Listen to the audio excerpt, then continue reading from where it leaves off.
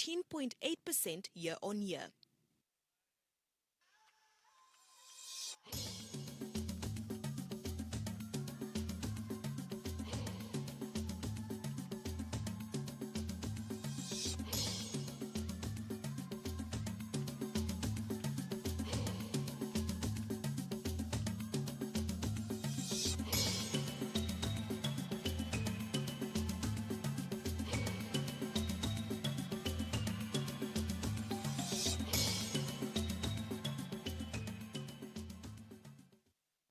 That's what the weather conditions look like for capital cities across the SADC region. Very cold minimum temperatures across much of the SADC region, so please do keep warm. Before we part ways, here's a recap of what made the headlines.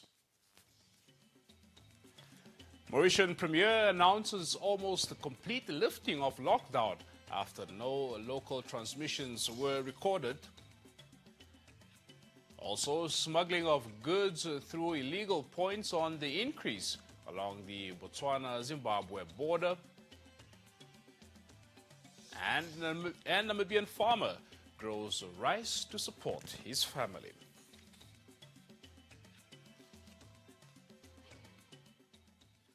Well, that's all the time and news we had for you in this edition of Eye on SADC. As always, thank you so much for tuning in and pleasant viewing ahead. Goodbye. The COVID-19.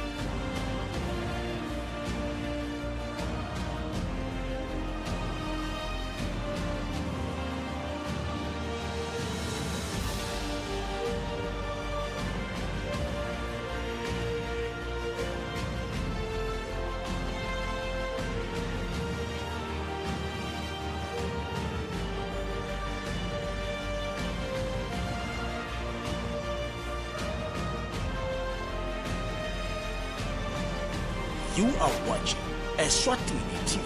Sibuko Semaswati.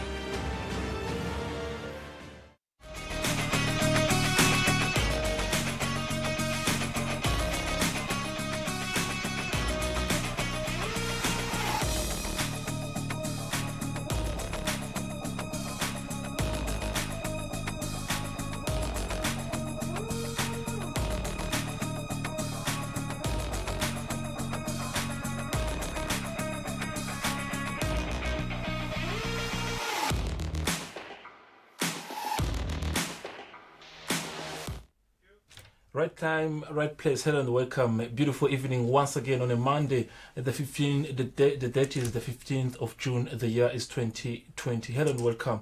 Of course, the sport industry, the fraternity at large, is being affected by the ongoing COVID-19. The pandemic, I would say, so far has put a lot of things on hold. If you are to look at some of the activities that have already been postponed and has been also cancelled on the other end. Otherwise, it's going to be a beautiful show. We're going to be based on the local sporting codes. Some of the sporting codes, of course, will be giving attention, include the likes of swimming, you talk about darts, angling, and so on. But to start things with, we'll be having also cricket, representative. One of the top officials within the association is the vice president. On top of that, he is he is a coach in the sporting code. So we also touch on different things. Later on, of course, Linda Dlamini will be be in my company here in the studio to touch on different things, and we'll be also trying to continue the program that we started last week, where we have some sporting codes that have submitted their suggestion to the Eswatini National Sport Council, suggesting that they are not a threat to the country. They are not a threat that they can spread the COVID-19. So for that reason, they believe that they need to be given a green light and carry on their activities. Last week we touched on your the likes of pool, the likes of tennis, the likes of cycling. So today is going to be another chance. Of course, I'll be in the company of Linda Dlamini, where we'll be touching also online with some of the associations representative, of course, to understand their preparations, if anything goes by and they're given a green light to proceed. There we go. If you're watching us, of course, live on YouTube, you are welcome. Suggestions and everything are welcomed. And of course, do not forget to subscribe and be part of this program every time that you are live. I'm already in the company of Delisa Madinga, who is the Vice President of the Cricket Association locally. And on top of that, he's a coach. But before that, they usually say that before you become a better coach, there's also the aspect of being a professional teacher. He is a teacher by profession. All right, so very studio, it's not your first time being here. So I think even on our daily sporting activities, CSC it's now in terms of Lama interview, but we are happy that you are part of this, and new things that are happening. I want to believe it's the last time you were here. To give up 2022. We are 2022. Now, who is Delisa Malinga in terms of, a person? Before you are a cricket coach, you're a vice president. Who is Delisa Malinga? I'm a cricket coach. I'm a father. But first, I'm a husband. Yes. So, I'm cricket coach and physical education instructor. So, you have got some tally. No, you're a family man. You're a husband, so you're a coach, you're a vice president, a teacher as well. Yes. So let's take a bit of background information. Good see, cricket with Karanini, and how did you become so fond of this sport? Well, lapho ngenhlanhla besinato titeshi lebeti dlalisa ema sports bo SABC 3, so mina ke bengibona le cricket ke SABC 3 ngithi ngiyaphuma estradini ngikhanzela amanye majaha lapha bonza ngayami nabo bayadlala icricket ngabajoina kanjani ngicabanga ukuthi bengangifunza bo standard 1 grade 3, so that's where the love of cricket started. Kimi ngisabukela bona bo Gary Kestin, bo Neil Mackenzie, kwase sekufika ke bo Sean Pollock nabo Makhayantini. Nakufika Makhayantini ke nami ngakhanza sengimakhayantini, and then we played cricket at the Tradin Tasesmunye. And at that point in time, maybe you just can explain to us the level of cricket la kangwane beyime kanjani. Because I think at that point one would want to understand that it's still a sport. It's on its way to development. Yes, we want to do the best and see it getting further. Even at now we can say some of the progresses are there. But at that time, at that level, benjani cricket langwan. Beku imvela kancane. Mina ngangisenhlanhleni ukuthi lapho incane khona ngangikhona. So kulokuvela kwayo kancane sasingeva lutho vele ngecricket, but nje ekuhambeni kwesikhathi sasisiyathi ukuthi onke lama country clubs la khona la kangwane, ubale bo Mhlume Country Club, Shonendas bonhlangano nabo speak. Nawubuka uyakhanza ukuthi kunema ground lamakhulu lapho. Lawo ma ground lawo bekungema grounds ecricket. So ema settlers ke ngaleto khathi ke tinintenghosi Tafeta hlala kangwane tati idlala vele le cricket kuthiwa ePrince of Wales bakubeta ngathi kuse oval kude ground lebhola lokuvela kwathiwa kulo kuse oval kwakuyi oval ye cricket lapha ePrince of Wales kwakudlala nje icricket lapha cishe ke shokuthi indawo siyayikhona le cricket idlalwa ngiwema settlers kangwane. So nyalo ke ekhambeni kwesikhathi bafika labanye futhi tinentenkosi ke lesithi ke ngema Asians esitawusivame ukuthi ngemaNdiya afike nawo ke ayidlala ke cricket solo ikhona ngenhlanhla ke sithi 13 eMaswati lesati ukuthi thina simisini siyalana siphelela la sabona ukuthi sibancane thina lesilala le cricket so ke sesiyakhona ke lokuthi sibambane thina eMaswati sifundzise spread le cricket all over the country siyahlangana vele siyawenda lokho. Malinga, I want to believe sesingene ku be a brief background of the sport. Kuthi how does it come about and how it started in the country. I don't want to use the word. These are some of the pictures. I think this is Malkin's Country Club, and then I think you maybe relate and give us some of the people that are there. I don't know if you maybe can mention that you know them from the national team, and but how long have these guys been in the industry when you look at them? Because I think they are under your leadership. When you talk leadership, you are vice president, you are a coach. So how long have they been there? Laba nje nangibabuka ngiloya nje ngibuhle Dlamini lolota ogijima nyalo a deliver ke fast ball yakhe ngazuthi ke kube hit and miss lapha kube swing and miss lapha kulo batsman laba bafanele ngabatfola ka form 1 eSt Marks khona lapho khona nganginesikhathi nje sekuthi asengifundisa cricket etikolweni sabambana neassociation yangeseka ke lapho ke so lana nje ngibobuhle nabo sibongiseni sengibo sebaphinze babo coach nabo laba sesibambene nabo ke ukuthi ke asifundise icricket kangwana. I love this when we talking to someone, we just move deep questions, you know, and then also have a bit light of the conversation. You have a ball today. Yes, can I borrow one? I always think you brought cricket ball. So tell me the definition. As much as maybe our camera cannot be really tight to show us, but what makes this ball so like this? I've always wanted to know what makes it different from the tennis ball. Le kuthiwa i-hard ball. I-hard vele. Kungako sihlale sigcokela bomakalapa nalama pads ukuthi vele sivikele kuyo. So iqinile vele leyo nje cishe yema under 13s yelo ngoba ing136 grams yakhiwe ke angeke ngingadi ke kahle ngale silumbisa khona ukuthi yinelela ngekhasi but la ngephandle bese sekuba ileather ngicabanga ukuthi ngaba kahle ukukhuluma usicazele. Yes, la ileather lena bese ke ukuthi i2 nje kuleli hlobo lebhola lama leather so bese sekuyathunga ke lana ke sekuthiwa isim ke le so naso ubambe le bhola ye cricket ke ubeka leti so la kune white khona it differentiates the two parts.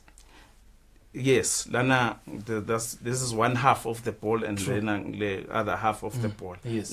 Lamanye amabhola aqhamuka la more like quality lenkulu kutaqhanza ukuthi wona angema 4 piece but kulo 4 piece akusho ukuthi sekunale sim la kune line nje lelikuveta ukuthi ke ngema pieces la 4 la lana ke bese sekuyathunga ke tohlanganiswa ke le bhola ke sale kuba ibhola ke ngoba ukuthi le bhola ingabhambi nangabe ijikwa la kule pitch ye cricket ukuthi uyayibona nje bounce I tennis ball bounce yona ngeke ukhona nekudlala ka cricket because ita pop up etela busweni bakho kanti lena uyakhona kuyidlala ke khona lamadvolweni lamanye ke mabowlers are skillful ayakhona lokuyibhambisa ngathi ayakuthreatenisha you have to put something on. Yes. Okay, ngicela kuyibamba ke Mr. Malin. For now let's move on now. When you talk about this is the ball, so you're talking about that white side, would you differentiate the red side and the other red side we're not seeing? So when you're holding, you hold on the white side as an athlete, as a cricket player, you hold on the white side, on top of the white side, you just don't hold it anyhow. Basically vele ku simple ma basics of cricket uyibamba la kule sim lo mthungo le bhola kuze uyiwendeke leyo delivery la yakho ke kuthiwa ngema fast bowlers ke lawo labanye utawukhanza ukuthi bona bayibamba ngema spinners wona ke sekatayibamba ke across the sim ngaso ukuthi lapho sekata ukhona nokuyispinner le bhola khona kutosina ithinza lapha emhlabathini ithene either itakuwe or itangakuwe bayakutricka ke ukuthi bakhona lokuthi ke bakhokhe. All right, now Malinga, when you talk about the sport, maybe one thing that I also wanted to find out would see I don't want to use the word foreign or people coming from outside. Wasn't at time maybe the sport dominated by outside individuals, maybe to say people coming from other countries. If you talk about the background, I understood, as boys at that time coming from, different part of the country, but now when you look at times, weren't you at times dominated by outside people? Yeah, ngeke sikubalekele lokho ukuthi vele le sport sitene master class kangwane. However, traditionally thina sasinayo so phela sport lesicishe sifana necricket. True. Thiwa ngishumbu.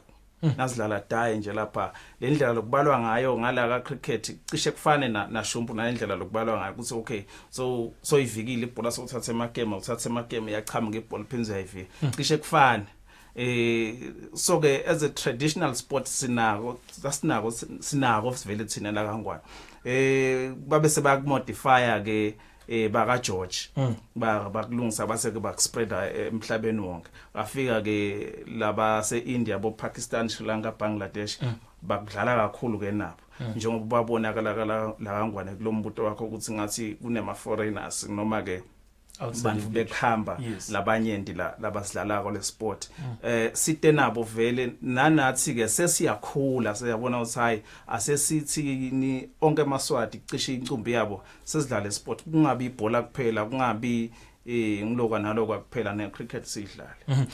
Maybe just I will go to you, but maybe as we look at the pictures, I want to believe these are some of the active players. What are some of the challenges that we have as an association, as a sporting code? The thinking daily as you run your daily activities. Lana nje Malkens Country Club. Njengoba ngishite ekuqaleni ukuthi cishe onke lama country clubs vele beka nel ground le cricket, but nyalo ke sekede ngoba kwafika isikhathi lapho dinini tenkosi letafike tasetlisha kangwane tasisetiyajika setbuyele Europe. So ke kwase sekukhanze ukuthi ema clubs akasakhona ukusustaina babona labanye ukuthi akudlalwa ibhola lana ngasadlala icricket, so seside lama grounds lapho singadlala khona le cricket, but lamanye njengabo Mhlume Club nje ngabekisa so lo likhona le ground li idle, so lekungamele ukuthi sikwende ukuthi sithole imali si cricket association sibuyele country club bomhlume sidvuse ground le cricket isidlala cishe indzaba isema ground. Now I'm also interested in finding out to say as an association, maybe you are affiliated internationally to the International Cricket Association. How is the relationship between you and the International Cricket Association in terms of national team participating internationally? And do we have levels? By levels I mean my under 15, 17 your simegupitsin. Eva kube I Swaziland Cricket Association is registered kangwane phinze futhi be affiliated ku International Cricket Council sibe khona kube khona ukuthi South Africa ma development teams are invited you under 13s, under 15s, under 17s todlala lawo ma provincial games South Africa sikwendile lokho early 2010 late 2000s not late 2000s like 2009 2008 11 12 so sikwendekile lokho cishe kwaba sezingene elisetulu but kwabe sekuphindze sekuyawa ngathi be ngidawuthi le team bengakhewa ngalabo bantu labatawuhlala kangwane ukhanza ukuthi mhlawumbe utaya kuma government schools uthole bantwana badlale le cricket uyathi kusi lo mfana lona uphokophela kuya eUNESWA noma ke Limpopo intabe solo ala kangwana sustain le team si ubokhanza ukuthi laba bebadlala la national team noma ke kulama development stages sebayahamba bayofunza kuletinye tindzawo kulamanye amave sesiyabaluza ke kanjalo so bese ke associations eyabona ukuthi no akungenwe ebantwaneni lekwatiwa ukuthi ke incumbi yabo batawuhlala kangwane in terms of senior team beyile kuyodlala kulomnyaka lophelile eBotswana lapho khona bekuhlangane nje sifunza lesinenda sine Africa cishe asendanga kahle kakhulu kungako besithi start lungisa emaphutha lapho sawalungisa khona sithi ke nathi ke nga April May lapho bekumele siyodlala khona eStellenbosch bese akusendeki ke ngenxa ye COVID-19 otherwise ema under 19s nga October amenyiwe ukuthi ayodlala siyethemba ukuthi solo sekhona lokho ngoba phela sibhekene ne-COVID-19. Quite interesting, Mr. Maninga, because there's a lot to talk about. When you talk about the sport, I want to believe you could see there's also resolutions you had taken prior to 2020. We didn't know there would be COVID, but a lot of things were planned. Now, you want to make the sport popular. What are the plans to make sure that the sport is bigger and it's something big in the country? Njengoba bengishito nje nyalo ukuthi ke sabe siyabaluza abadlali intombi so I development ke ama programs ethunyalo abhekene nema government schools ukuthi ke naba abantwana siyendile several programs ngiyacabanga ukuthi batawukhumbula ababukele emakhaya nani bavetela kule stage ukuthi ke World Cricket Association yende lihlelo lekuthiwa sicedzile kubhala lapho sathola khona abantwana labanyenti ukuthi badlala icricket bo SOS bo na semkamsunduza na tonke nza bese now sinawo lama programs ukuthi emile kenyalo and kuma kwalama programs ukuthi affecta kakhulu ngoba lapho sithola khona imali ukuthi sende lawo ma programs ku International Cricket Council ifuna ukuthi wende lama programs watablishe ukuthi nange ama programs lengwendile bese sebakuniketa ke imali ke lenganga lokwendile wena ukuze next year ukhona ekusebeni so nyalo asendile utho sihledi and I funding yethu ikhule kakhulu ku 2020 ngoba besihlale sihovarisha etimali letincane nje kanti ku 2020 nasesende onke lama programs lesiwendile bomsunduza bo nasilapho besingena khona etikolweni bese yenyuka kakhulu ifunding nyalo lokusihledi ke singendile utho No, Malik, in the interest of time, I'll request the producer maybe to bring back the picture, please, so that I ask you a question. There's ongoing COVID issue. You are part of sporting codes. It's not a really contact sport from what I'm seeing the pictures. Let's play the pictures. I'm not seeing any contact. If it's anything, I'm seeing social distancing. The player, this player on the screen, and where the other players are going to see are going to be. There's a bit of a distance. You are not a sport that can easily spread. So if you look at the distance, this is what I want to believe. So what are some of the steps you are going to begin on working on once you are given a green light? Because you seem to be a very safe sport from the pictures. Yes, good nalencane contact ka cricket. Once kwaba ne contact ngemidlali lo opponent yakho you are actually fined kuma code of conduct e cricket. Sitawukhumbula bo Hagiso Rabada but uthola info lekufana ne red card nangabe uconduct lo munye. So lana ka cricket little ground ngawuthi ke I radius yakhona ngo 50 meters ngoba liba I circular ground so I radius ng 50 meters and you only have badlali labang 11 na laba 2 laba bethako nabo umpire babe babili. So you are a safe place. So we are a safe sport. So sekungaba ukuthi ke mhlawumbe loyo bowler bonke abadlali basanitizile ke ngoba phela uhulumende yakudinga lokho nekuthi si screen abantu ukuthi ke ukuthi okay ima temperatures akahle yini. It's not a contact sport. Ngicabanga ukuthi nathi sifakile sa recommenda ku Eswatini National Sports Council siseta over ukuthi kuthiwa ngoba phela nakhona kunetingoni lekumele batihambe singacela nathi phindze futhi ukuthi ke sicela kubuyela kuze phela sitokhona kufukula umnotho ngoba nasithola le funding itala kangwane kufuna sicashe abantu labatawubona ema ground la batawucoach abantwana so kuyawa empowerisha emaswati kodwa nilimele in terms of the effects of COVID. You also you were also affected when you look at ukuthi your programs were stopped.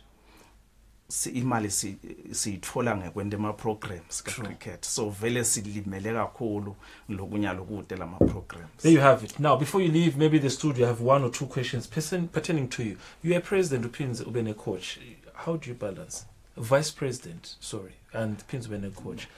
How are the duties? And maybe one will give you credit for that, to say not everyone can hold those two big positions, but how does it work for you before we leave the studio? Ngicabanga ukuthi cricket being a sport lesisakhula siyabadzinga abantu labataba hands on. Lokuba hands on kwami ukuthi yes, I'm a coach, but nange coaching tati cishe tonke letinfo letendekako la kule cricket, and nami ke I'm advocating for Swazis ukuthi adlale icricket. So kukubamba kokubili, ngicabanga ukuthi kwanyalo kusete inkinga ngoba phela ngisayishayela lencola, but sengiyabanjiswa nami njengoba sengishito ukuthi ke bosibongiseni Dlamini bobuhle sebaphinze babo coach, nami ngendlela ukuthi ngingawubambi ingedva lo msebenzi utangehlula ngumsebenzi lomkhulu kakhulu lona. Ngicabanga ukuthi kukhona tinfo nami lengidabe sengiyadishiya eceleni nase ngibona ukuthi hey sesiyabambisana nange majahaze kakhona. Desa Maringa, thank you very much for being in the studio. And I think I'll hold on to this ball because sacela ku sanitizer kokucala ngoba sengibambile bese itafika ku uyalandzela ibhola kodwa. Hayi ibhola soccer. Yeah, hey. Local usupporta bani? Local ngilwesele. International usupporta bani? Maganazi amahle Arsenal. Wow, there you have it. Now, you know where you can find him. His name is Desa Maringa. He's the Vice President of Eswatini Cricket Association, Apinzabe and a coach at the same time. A lot has been explained about this sport. A lot has been emphasized that they are a safe sport to be given a green light and proceed. Otherwise, a short break. Linda Dlamini is going to be in the studio where we touch on different sporting codes on how safe are they to return to actions, including cricket. After the break.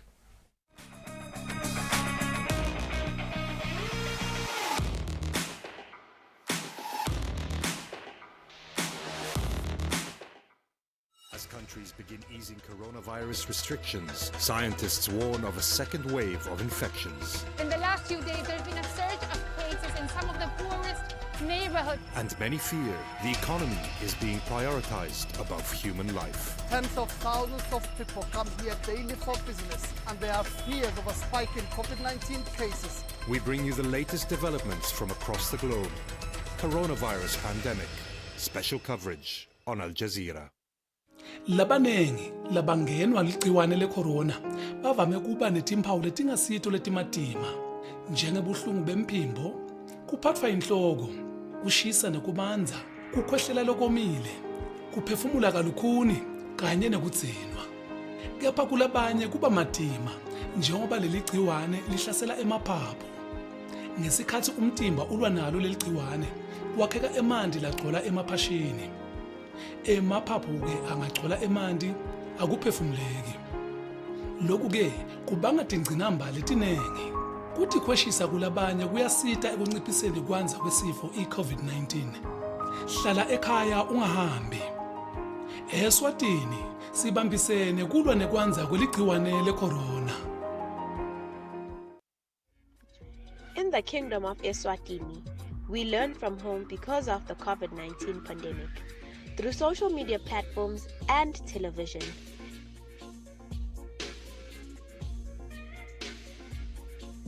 The government provides us with subjects and teachers of grade 7, Form 3 and Form 5. Watch Home Study on channel 286 on DSTV or channel 02 on Ginger, or else watch live on Eswatini TV YouTube channel.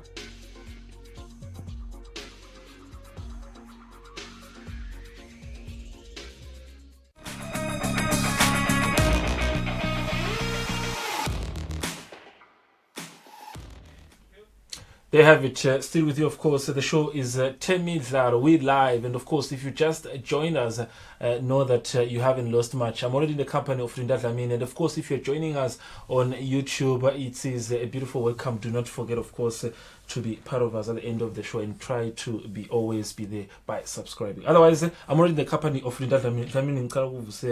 It's been a long week. I would say football is back. I don't know. You were busy. I want to know what's like kona but funeka tinza.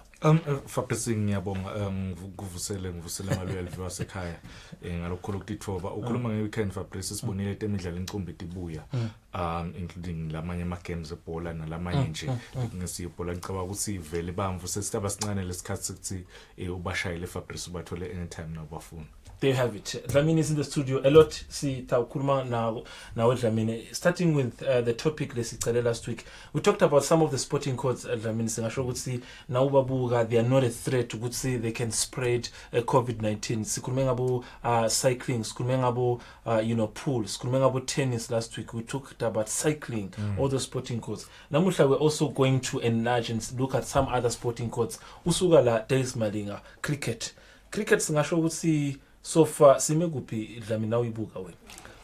Fabrice ngicabanga ukuthi thina la Eswatini ukhuluma delisa ukuthi uyidlalile cricket yena bekahlala eSimunye.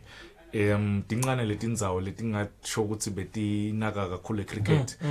Thina la mina ngikhulele khona Fabrice bebangibita ngalenye ligama because every time bengithi nangabe kudlala iSouth Africa ema Proteas ngene endlini ngitivalele khona ngibukele icricket. Yes. So ngicabanga ukuthi kancane nalemakhaya sebakhona laba bangishayela icingo bathi sibukele cricket. So ngicabanga ukuthi yinvo lena evele lesa nabo bodelisa Maswati babo coach bayidlalile nabo dinenge letinvo ngicabanga ukuthi vele kancane sitagcina sifikile khona. But ke thina njengoba ngisho ukuthi la kangwane siya competition nesikhwahlani kane South Africa yona kade yaqala delisa nje balabadlali labanengi base sebayeteke nabo Jack Callis ngala Henshall Gibbs yo Sean Pollock yo Makayantini. In fact Makayantini ngicabanga ukuthi kune story lesingakhuthata onke eMaswati ukuthi is one of the first black players labadlali icricket eSouth Africa. Yena Makayantini and the story sakhe nawuthi yasilandzelela ukuthi ukhule njani impilo yakhe ngicabanga ukuthi banengi bamvu eMaswati lesingaba motivate. No singakaphela ihlelo sitawucela sithombe sisibone mhlawumbe ukuthi umuntu lonjani. Ngicabanga sisibona producer wami Fabrice ngicabanga ukuthi utawukhona lokusithola. Sasifuna lesithombe salobaba bese uphinza usinikale brief background yakhe. See where is he coming from and what is it about. Now, I think Delisa also touched on the issue of some of the things the Tibalimatako Gwanyalo, issues of facilities, master. I think, if I'm not mistaken, we have Montessori, we have Malkins, few grounds.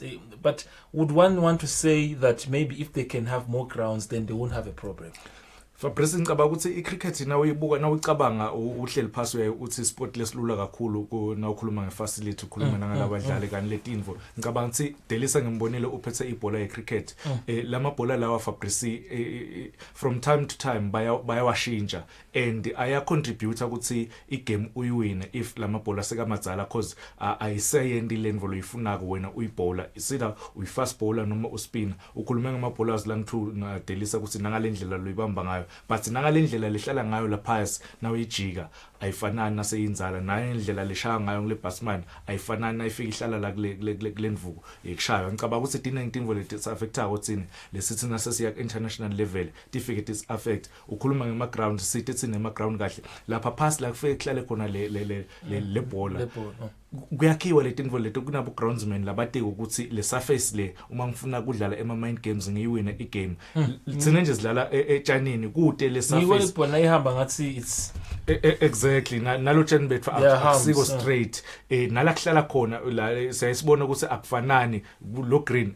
Yes lapha nje akusiko le bayibafake irubber ke kule lesikhathi lesiningi la kangwane but le South Africa noma international level kusebenta le surface yakhona lo loyibona ukuthi iqinile bayakwati nalabo groundsmen kudlala ema mind games bayende leyo surface le ukuthi wena opponent ifike iaffect. Another thing I think Delisa touched on, Master, is the issue of COVID.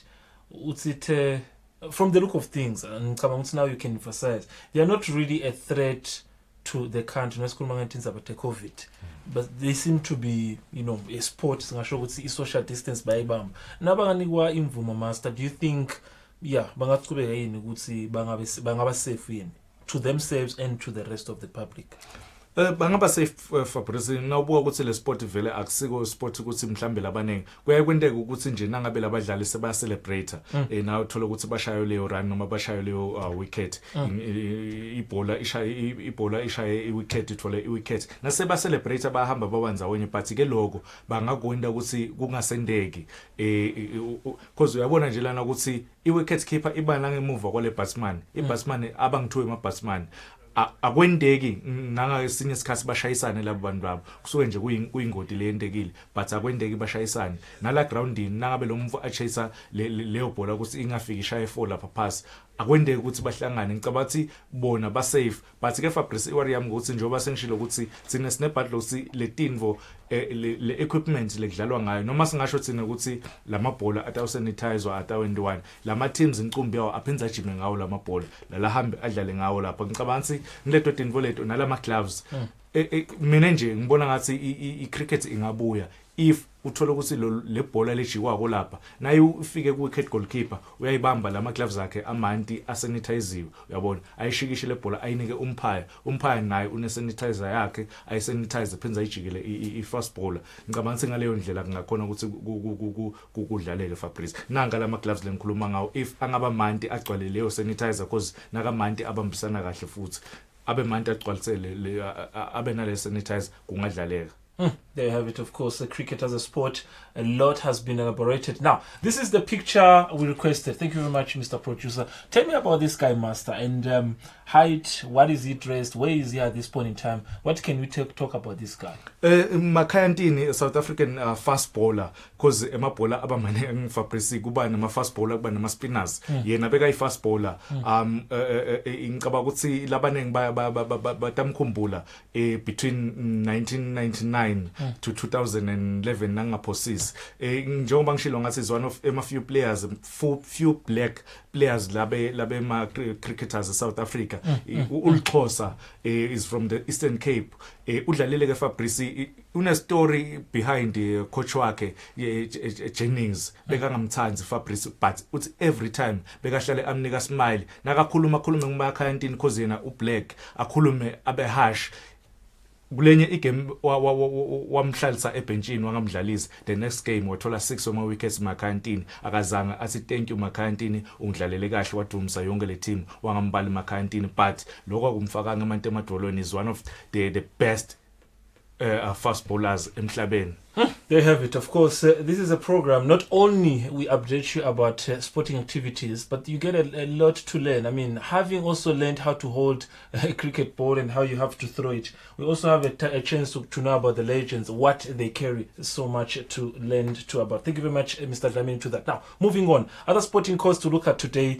Darts, Dlamini. Darts, it's another sport on the rise in the Kingdom of Eswatini. We'll emphasize that with the pictures, of course. But when you look at darts, we maybe get a chance also to talk about their safety and everything with the president. Of course, we've been, promised that we'll be able to get Mr. Begi Ngonyane, the president of the Darts Association. What can we say when you look at them, safety-wise?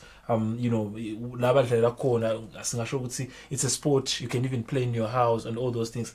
What do you say about the sport? Baba safe kanganani Dlamini?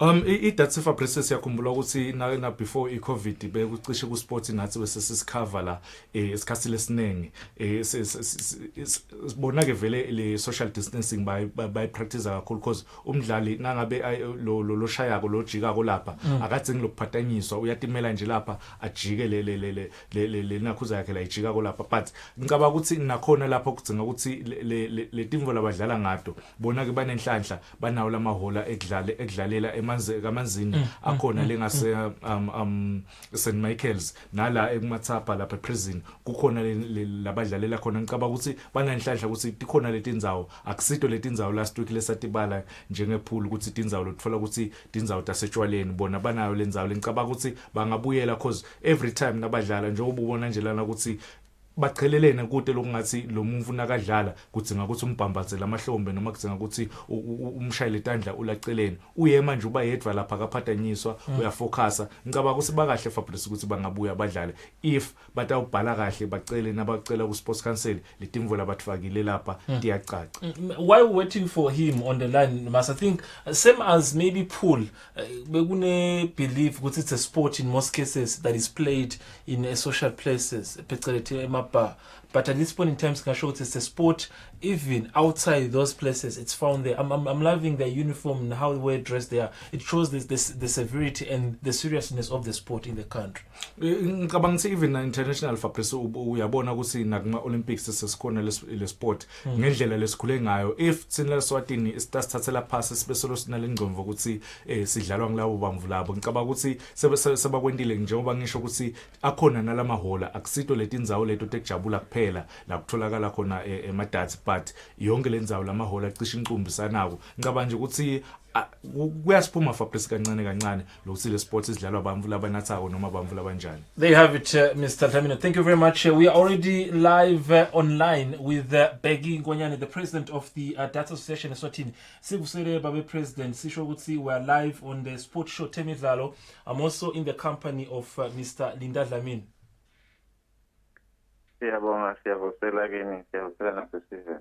Yes, Babe Begi, I think one particular question we are going to be taking much time on.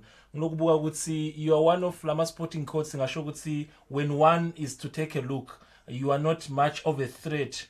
You can't really spread much the COVID-19. And I think you're one of the sporting codes, La Fagirema submissions to Eswatini Sport Council.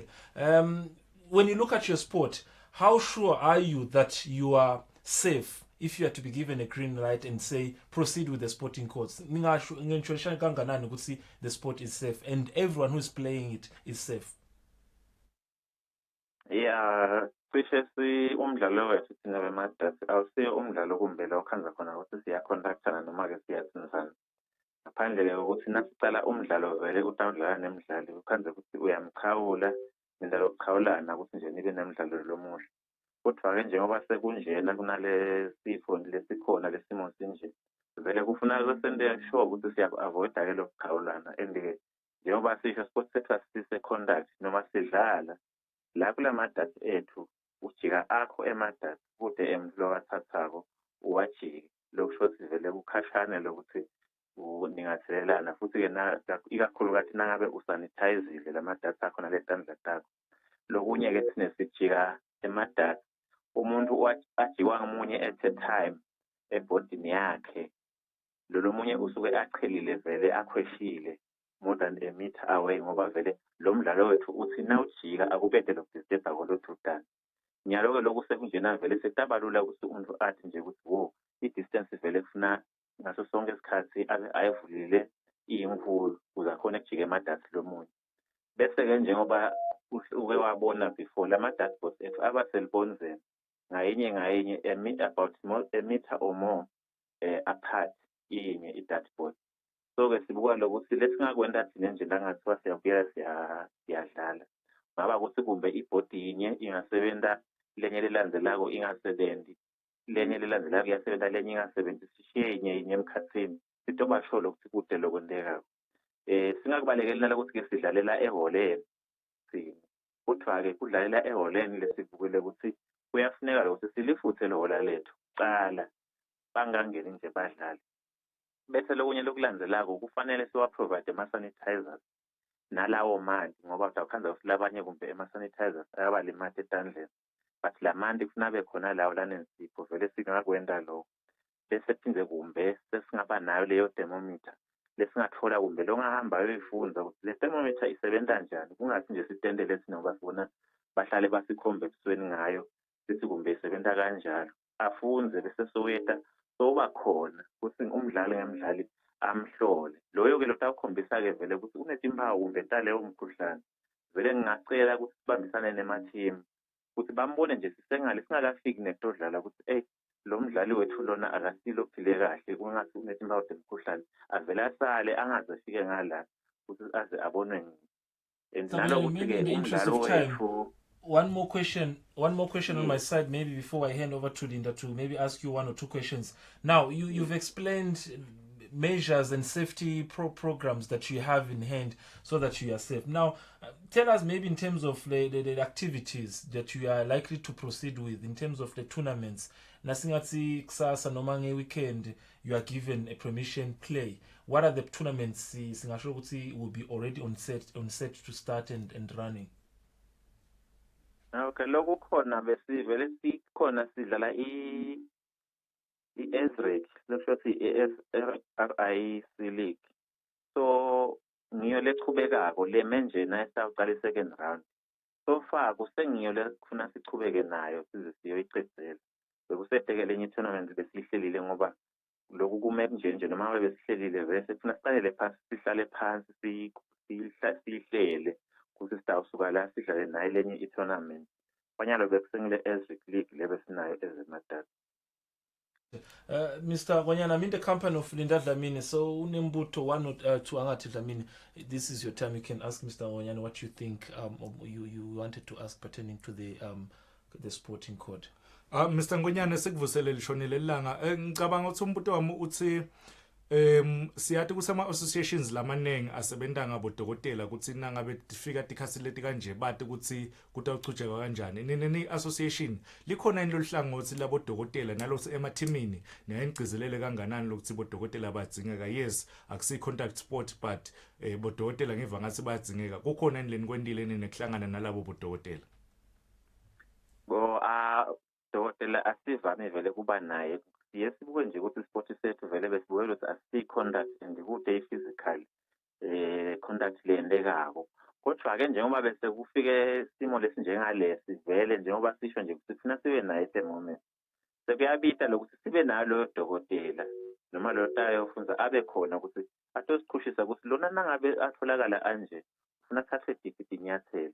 Sekuyasibita lokuthi sibe naye loyo dokotela loyo kumbe longaba nginesi leyo health practitioner engaba khona ukuthi isisite kuloko ngoba ngeke sitendele thina ufuna sisike leyo advice lengaba khona.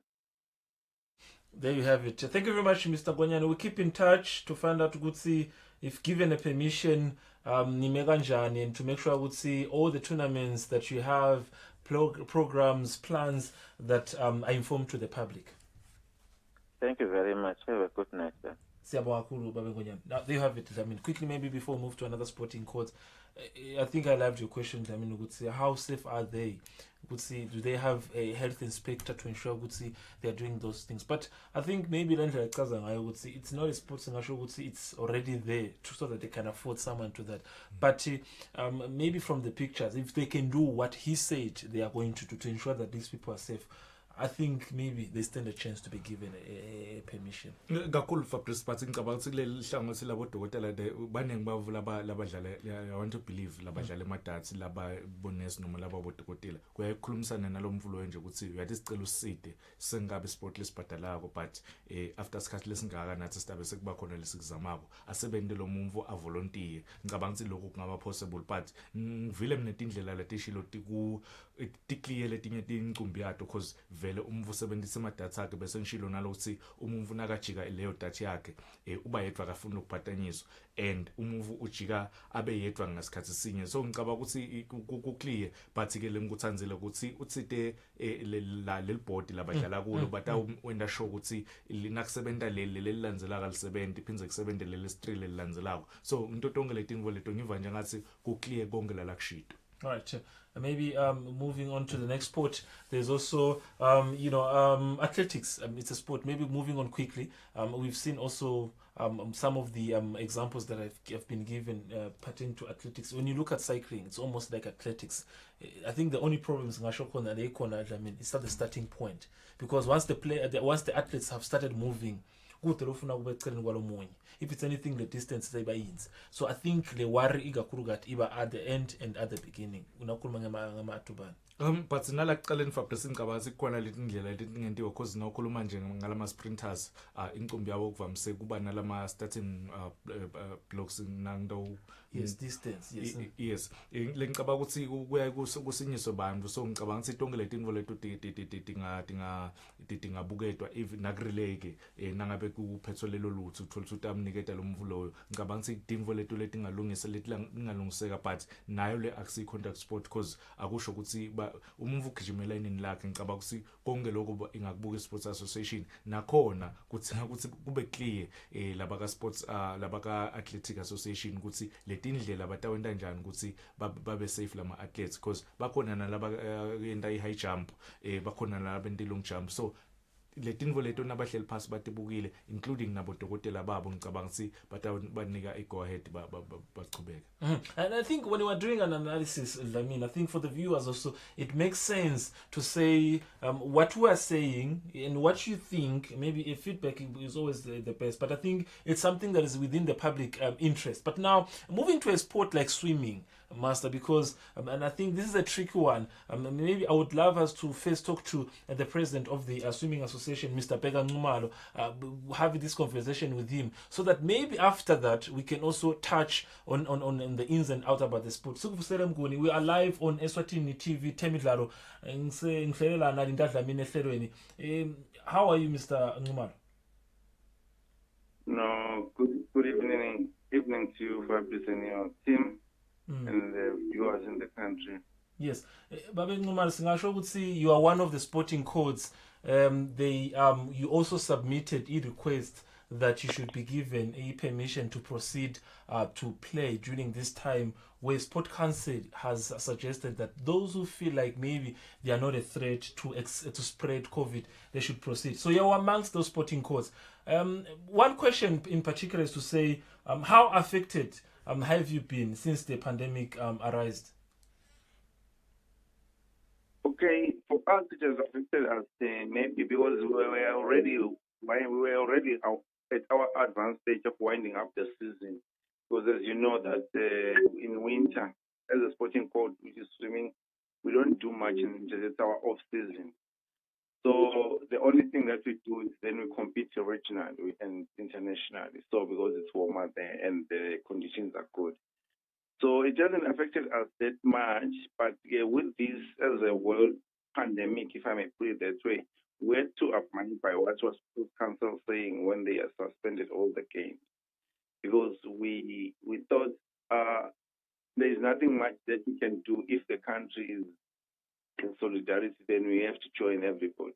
As much as we saw or we feel in that our sporting code is not that a threat about this coronavirus, because as you know that in the water that we swim in, we apply some chemicals, so which we thought maybe they are not that harmful to the kids and to the spread of the virus.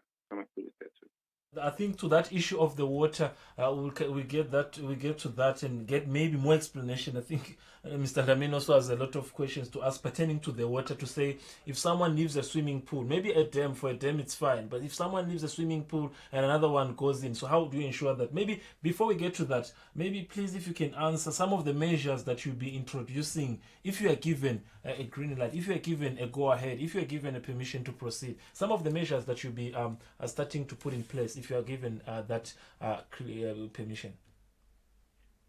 Maybe if I can put it that way, it's as a region, we are working hand in hand with the region, which is Zone 4, where there is meeting with the bureau members, which is one of the bureau members, where we try to see how the pandemic has affected the region. So what the region has done is now they've just got a task team that is going to just to assess the impact that has been caused by COVID-19. So in that COVID, we are trying to find out, we are trying to conduct a survey of our member federation just to determine the impact of the COVID-19 pandemic to the sport and identifying the interventions to the recovery of the federation.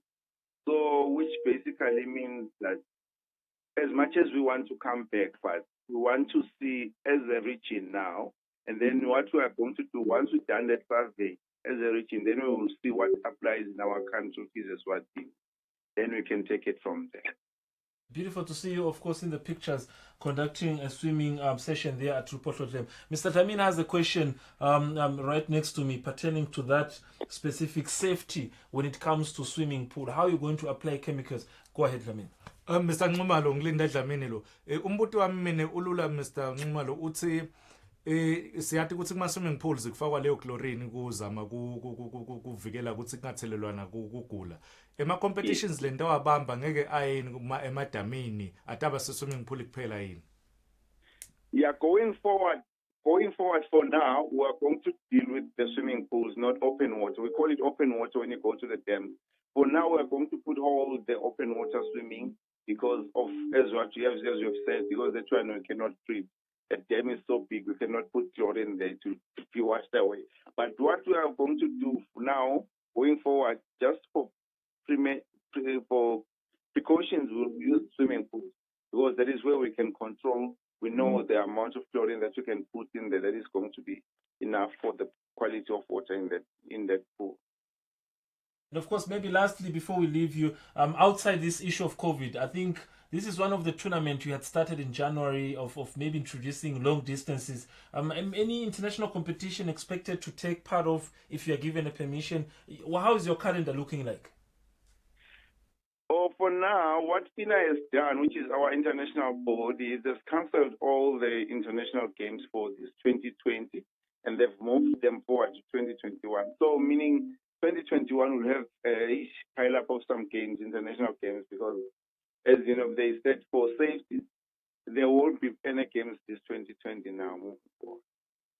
Thank you very much, Mr. Nxumalo, for your time, and we will look forward for more, updates in case anything happens pertaining to updates when you resume your games and what that board you're part of from the region has decided pertaining to the pandemic. There you have it. He's gone already. All right, Lamin, thank you very much. You've heard Mr. Nxumalo. It makes sense, but I think I like the question when it comes to the water. I think. Seven is swimming pool as a so far for most of the competition. Ikona enjabulweni. I think I'm not sure Big Bend ikona one or two. So how sure are we? So if then they have to display that chemical, then is it a chemical that we can put every swimming session? It's a very tricky moment. It's a very tricky process, but they have to ensure that it's done. Kumele bakwende Fabrice ngicaba ukuthi vele lokho ba apply wonke lama swimming pool kumele cause nakungena bamvu singena sithi inhlobo letehlukene so siyathi ukuthi swimming ngeke uzokuvimbe nalokuthi lamante atabohlangena lamlonyeni phinze wakhokhe so ngicabanga ukuthi leti mvuleto if kude le chlorine idinga affect vele but onke cishe lama swimming pool afakwe leyo chlorine but ushilo ke ukuthi emadamini vele ngeke baze bakhona ukuthi bayifake le chlorine cause makhulu emadamini and batawu ama competitions ngeke baze babe nawo but nje ngala emadamini ema-swimming pools ngicabanga ukuthi lawo lamancane la khona ukhuluma ngasemvasi ukhuluma ngasenjabulweni nakubosifundzane akhona yes ngicabanga ukuthi leti logo nabangakhona ukuthi ba-apply kahle bese lamanti aboshintshwa njalo nakhona lapho ngicabanga ukuthi nayo le ingachubeka bayinikele go ahead. All right, there you have it. Now another sporting code that is on the list, the last sporting code to discuss this evening is angling. Majority of them they call it fishing. Fishing, angling, it has to go with also, of course, going to the water. Their safety. Our chances of maybe trying to get their president, Mr. Derrick, were not successful, but we can maybe touch on in and out to say their safety. You go there as a group, you do the job, but how safe are they? The equipment they use for angling, if they're getting on the same boat, are they monitoring their distance? Maybe we also support our statement with the visuals to see if the person is there, is he alone? The stick that he's using, is he not going to be used by anyone else? Is he going to be alone? Let him take a chance. Fortunately, Fabrice, naba angling, le swati kakhulu ukuthi fishing, ba umuntu ayasebenzisa lidweba lakhe, vele udana lidweba lakho ukusebenzisele wena udwebe uqedze bese nalomunye udweba. Ngicabanga ukuthi lapho nakhona kufana nesnooker cause sasho ukuthi vele umuntu uzophathela imvuku yakhe la tawudlala ngayo. So nangala ngicabanga ukuthi ku-safe because abangeni la khasemantini bahlabhude bahambe banakhuze emanet but bema la kuleskebe badwebe nabacetha baphume bahambe.